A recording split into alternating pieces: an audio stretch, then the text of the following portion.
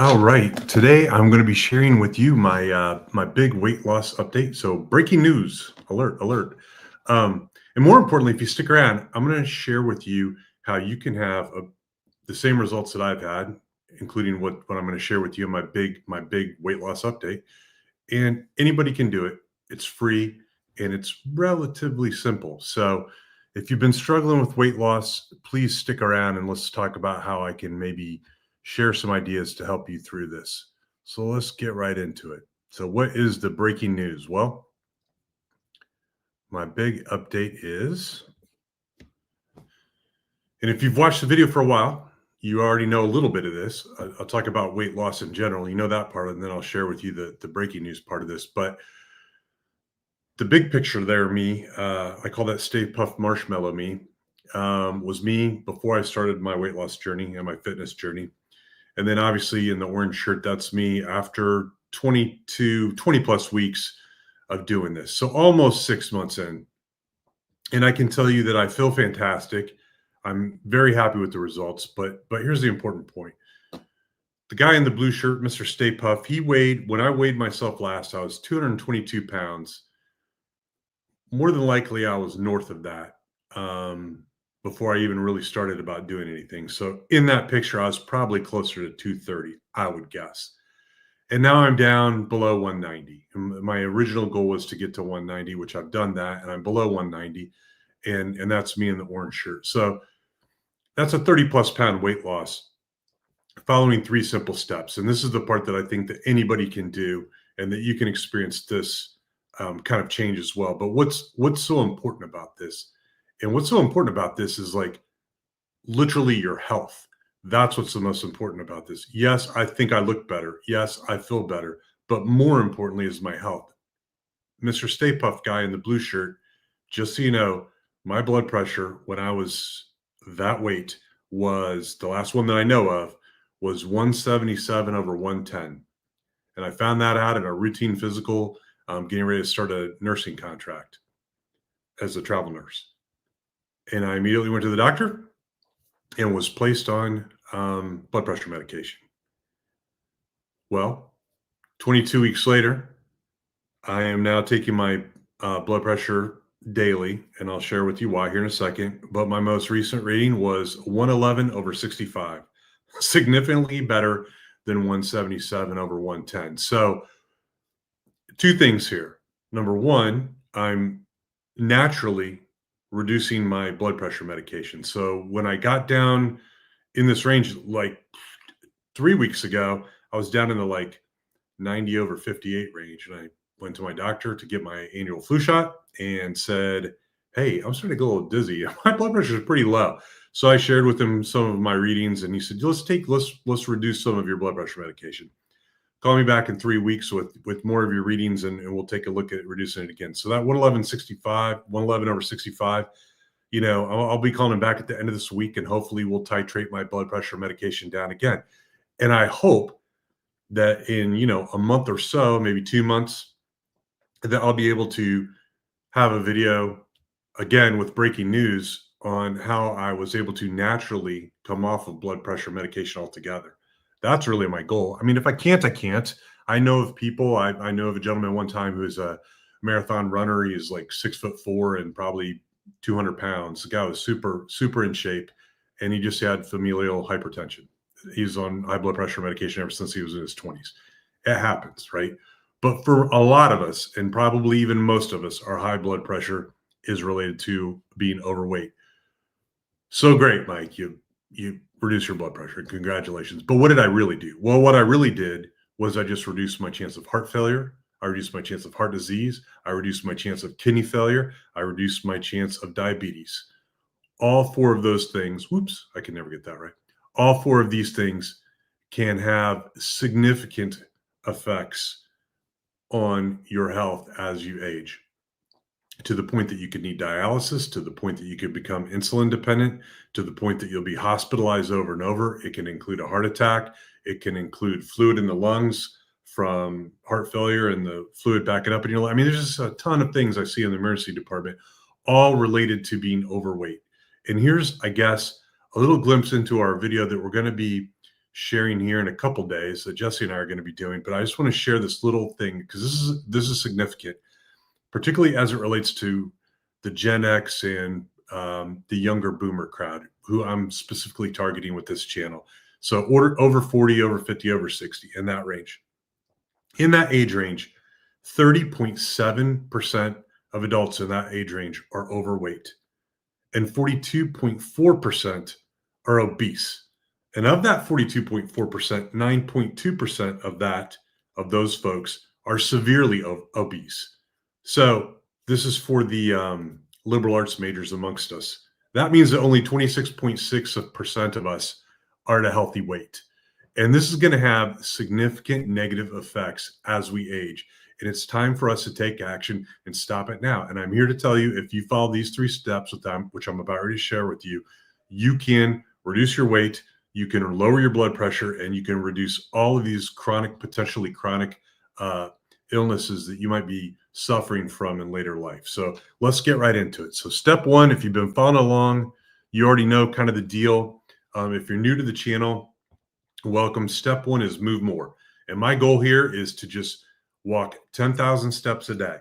And for 21 weeks, there was never a week when I fell below a weekly or a daily average of 10,000 steps. This is my first time in 22 weeks where I'm at 9,257 steps. And you can see each day what my step count is there. I can't tell you what the excuses are. They're excuses.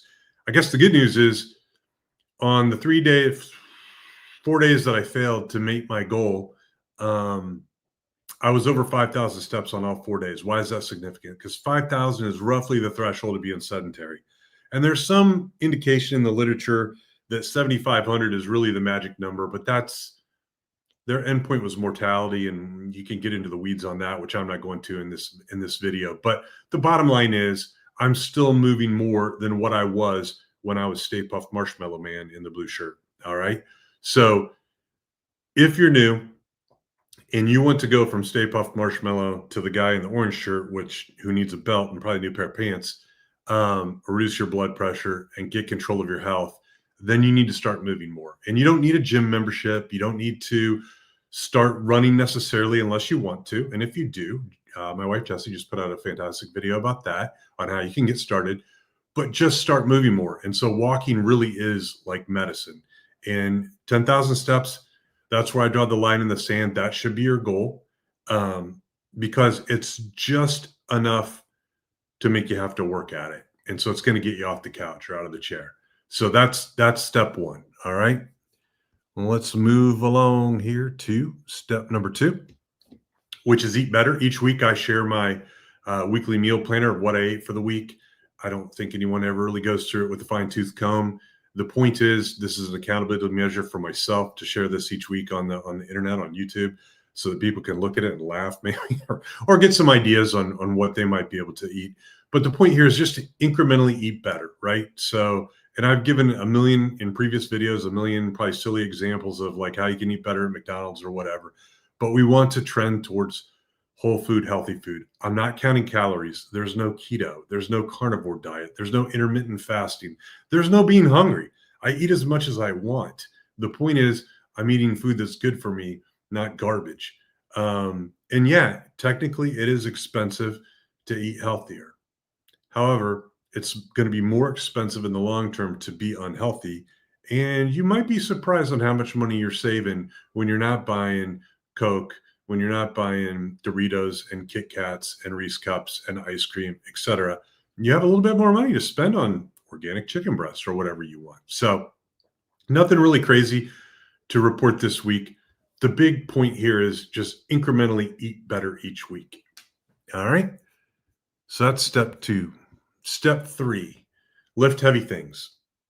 So again, with this, we're not talking about going to the gym. We're not talking about pumping iron or bulking up. We're just talking about doing strength training in general, because we know that as we age, we lose muscle mass.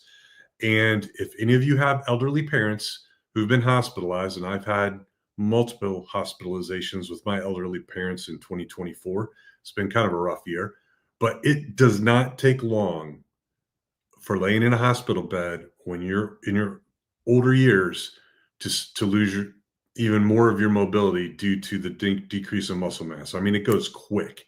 So the way to get out in front of that is to start doing some weight training here while we're younger and continue it into our latter years. And I mean, I use dumbbells. You can do body weight exercises like push-ups, squats, calf raises, whatever. If you have dumbbells, they're relatively inexpensive and they're easy to store. So you can do all of this at home. You don't need a gym membership. And there's nothing wrong with going to the gym if you want to do that. But that's my plan, to do strength training 3 times a week. This particular week, I only did it once. So that was kind of a fail. And I'll explain why in a second.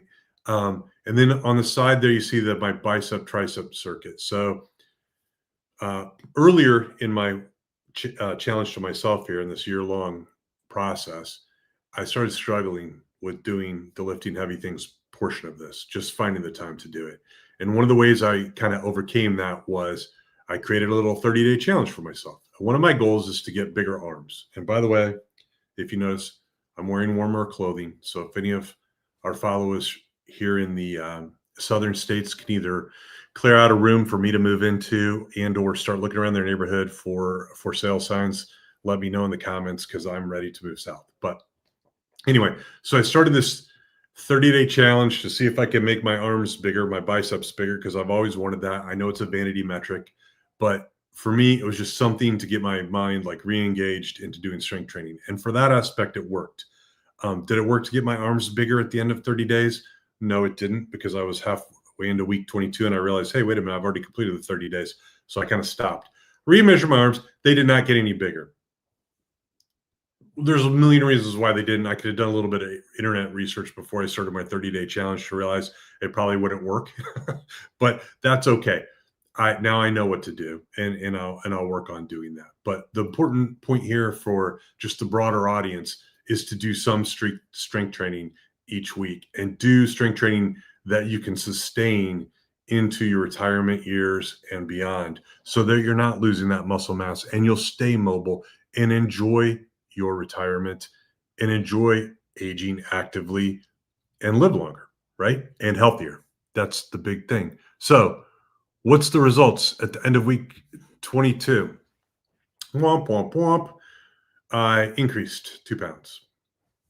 I went from 186.2 to 188.2. Is that because I didn't walk as much? Is that because I didn't do my strength training like I was supposed to? Maybe a little bit. It's okay though. I think my main point here is give yourself some grace when you're going through this process. For me, the fact that I made it down to 190 and under 190 is fantastic. And I'm okay with fluctuating a little bit here. Your weight's going to fluctuate. It's not always going to go down constantly, right? So don't worry about a little bit of a gain here or there. I know it can be frustrating in the very beginning. And I have a video that talks about why you're not losing weight. So you can scroll through and check that out. But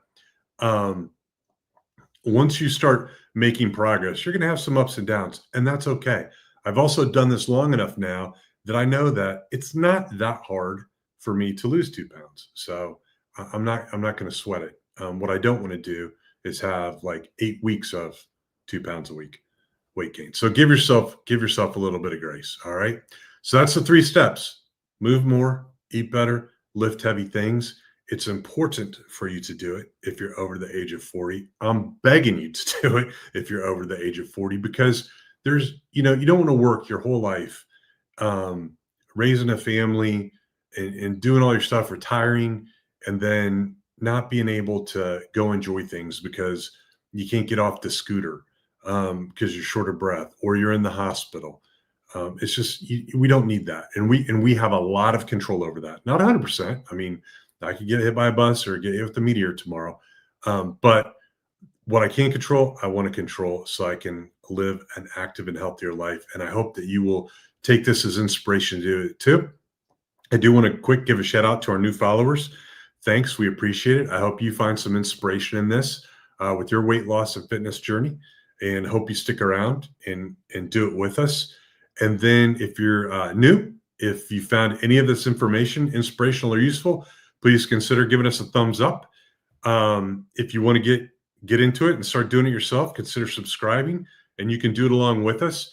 And as always, I thank you for watching. And just remember, until next week, to move more, eat better, lift heavy things. Thanks for watching.